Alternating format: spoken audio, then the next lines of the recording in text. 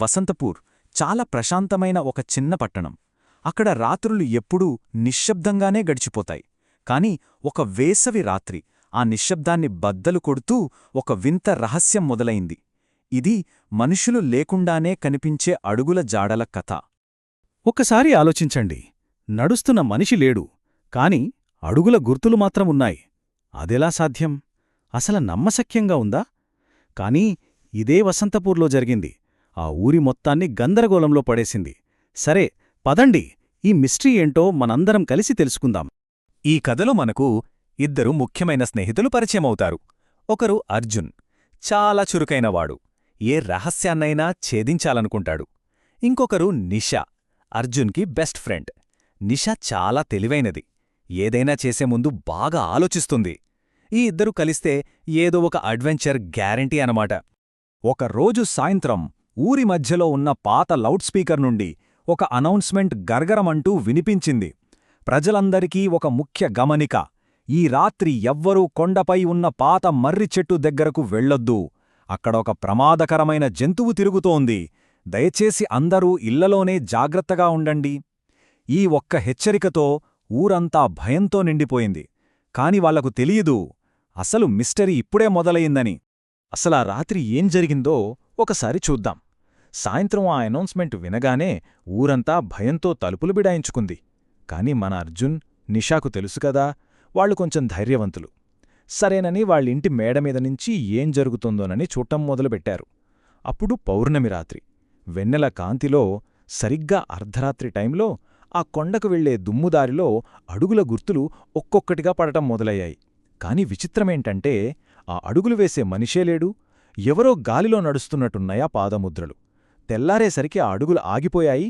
కాని చుట్టూ మాత్రం ఒక భయంకరమైన నిశ్శబ్దం, అదోలాంటి నిశ్శబ్దం మిగిలిపోయింది. ఈ అడుగులనే చూసి అర్జున్ భయంతోనూ కాస్త హాస్యంతోనూ ఇలా అంటాడు: ఒకవేళ ఇవి నిజంగా దెయ్యం పాదాలే అయితే నేను ఇంతసేపు చూపించిన ధైర్యానికి దయచేసి రీఫండ్ ఇచ్చేయండి బాబూ. అర్జున్ ఎప్పుడూ ఇంతే, భయంలో కూడా ఒక నవ్వు తెప్పిస్తాడు. తెల్లవారింది, కాని మిస్టరీ మాత్రం ఇంకా అలానే ఉంది. నిజానికి భయం ఇంకా పెరిగిపోయింది. ఇలాంటి టైంలో ప్రజలు రెండు రకాలుగా స్పందిస్తారు. ఒకటి, భయంతో స్పందించడం. రెండు, తెలివితో ఆలోచించడం. ఇప్పుడు ఈ రెండింటి మధ్య పోరాటమే మనం చూడబోతున్నాం. చూడండి, ఒకవైపు ఊరి జనాలంతా భయంతో వణికిపోతున్నారు. ఒకరికొకరు దెయ్యాల కథలు చెప్పుకుంటూ పుకార్లు వ్యాపింపజేస్తున్నారు. అంటే వాళ్ల భయమే వాళ్లకు పెద్ద శత్రువుగా మారింది.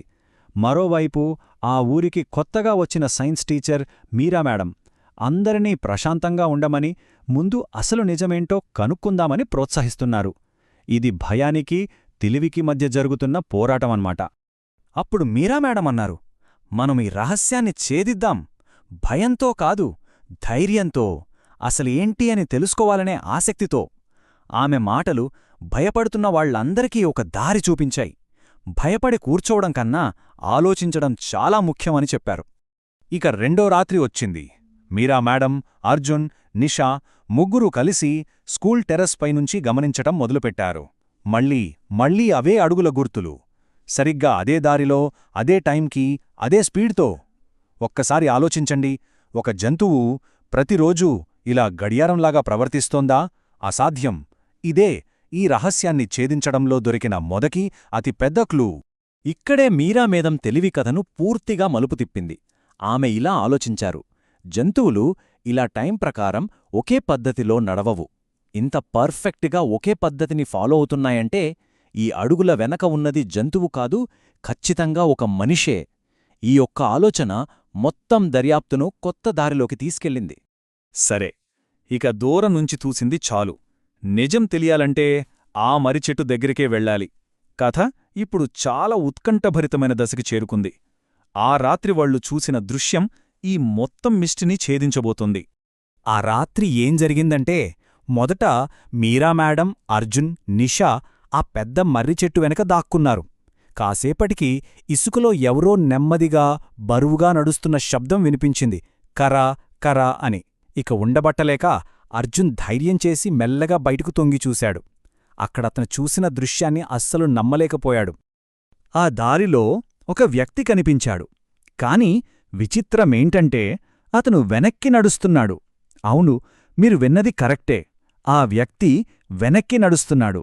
ఈ ఒక్క సీన్ వాళ్ల మనసుల్లో ఉన్న దెయ్యం, జంతువు అనే భయాలన్నింటినీ ఒక్క దెబ్బతో పటాపంచలు చేసేసింది. ఇంతకీ ఆ మోసం వెనుక ఉన్న ప్లాన్ ఏంటో చూద్దాం. ఒకడేం చేశాడంటే, తన బూట్లకు పెద్ద జంతువు పంజాలలా ఉన్న చెక్క ముక్కల్ని కట్టుకున్నాడు. కట్టుకుని వెనక్కి నడిచాడు. వెనక్కి. అందుకే మనకు అడుగులు ముందుకు పడుతున్నట్టు కనిపించాయి. ఇంకో వ్యక్తి ఏం చేస్తున్నాడంటే, కెమెరా, పెద్ద రింగ్ లైట్ పట్టుకుని ఇదంతా వీడియో తీస్తున్నాడు. వాళ్ల టార్గెట్ ఏంటో తెలుసా?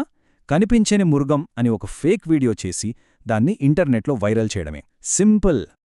ఓకే, మిస్టరీ అయితే సాల్వ్ అయింది. కాని కథ ఇక్కడతో అయిపోలేదు. ఎందుకంటే మనం చేసే ప్రతి పనికి ఒక ఫలితం ఉంటుంది. కేవలం ఒక జోక్ కోసం చేసిన ఈ పని ఊరి ప్రజలను ఎంతలా భయపెట్టిందో ఇప్పుడు చూద్దాం. వాళ్ళ ఉద్దేశమేంటి? ఆన్లైన్లో ఫేమస్ అవడం కోసం ఒక వైరల్ వీడియో చెయ్యడం. దానికోసం వాళ్ళేం చేశారు? కనిపించని మృగమని అందర్నీ నమ్మించి మోసం చేశారు. మరి దీని ప్రభావమేంటి? ఊరంతా భయంతో వణికిపోయింది. ప్రజల మధ్య ఉన్న నమ్మకాన్ని వాళ్ళు దెబ్బతీశారు. ఈ మొత్తం సంఘటనను చూసి మీరా మేడం ఒక అద్భుతమైన మాట చెప్పారు.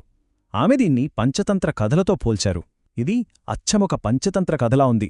కొంతమంది తమ వైపు అందరి దృష్టిని మళ్లించుకోవడానికి లేని ప్రమాదాన్ని సృష్టిస్తారు. కాని చివరికి వారు పన్నిన ఉచ్చులో వారే చిక్కుకుంటారు. ఎంత నిజం కదా ఈ మాట? వాళ్లు చేసిన పనికి శిక్ష తప్పలేదు. ఆ ఇద్దరు యువకులు ఊరి ప్రజలందరి ముందు క్షమాపణలు చెప్పారు. వాళ్లు చేసిన తప్పుకు, కలిగించిన భయానికి ప్రాయశ్చిత్తంగా 1 నెల రోజుల పాటు ఊర్లో పారిశుద్ధ్య పనులు చేయాలని శిక్ష విధించారు. చివరగా స్కూల్ ప్రిన్సిపాల్ చెప్పిన ఈ మాట ఈ మొత్తం కథకు ఒక మంచి ముగింపునిస్తుంది. నిజమైన తెలివి అంటే ఇతరులకు హాని చేయకుండా మనకున్న ప్రతిభను ఉపయోగించడమే. సో, మాయమైన అడుగుల రహస్యం వీడిపోయింది. కాని ఈ కథ మనకు కొన్ని ఎప్పటికీ గుర్తుంచుకోవాల్సిన పాఠాలను నేర్పింది. వసంతపూర్ సంఘటన నుండి మనం నేర్చుకోవాల్సిన ఆ జ్ఞానమేంటో ఒకసారి చూద్దాం. ఈ కథ నుండి మనం నేర్చుకోవాల్సిన ముఖ్యమైన విషయాలు ఇవి. మొదటిది, భయపడటానికి ముందు ఒక క్షణం ఆలోచించాలి. రెండవది, మనం చూసే ప్రతిదాన్ని గుడ్డిగా నమ్మకూడదు. ముఖ్యంగా మనల్ని భయపెట్టే విషయాలను ప్రశ్నించాలి. మూడవది, నిజమైన సృజనాత్మకత అంటే ఇతరులను ఇబ్బంది పెట్టడం కాదు, బాధ్యతగా ఉండటం. ఇక చివరిగా, అసలు ఏంటి అని తెలుసుకోవాలనే ఆసక్తి, కలిసి పనిచేయడం, ఈ రెండూ ఉంటే ఎలాంటి దాచిన నిజాన్నైనా బయటపెట్టొచ్చు. చివరగా మనందరికీ ఒక ప్రశ్న. ఇలాంటి డిజిటల్ మాయాజాలం, ఫేక్ న్యూస్తో నిండిన ఈ రోజుల్లో మనం నిజం యొక్క అసలైన అడుగుజాడలను ఎలా గుర్తుపట్టగలం? ఆలోచించండి. ఇలాంటి మరిన్ని ఆసక్తికరమైన కథలు, నిజాల కోసం మా యూట్యూబ్ ఛానల్కు సబ్స్క్రైబ్ చేసుకోండి.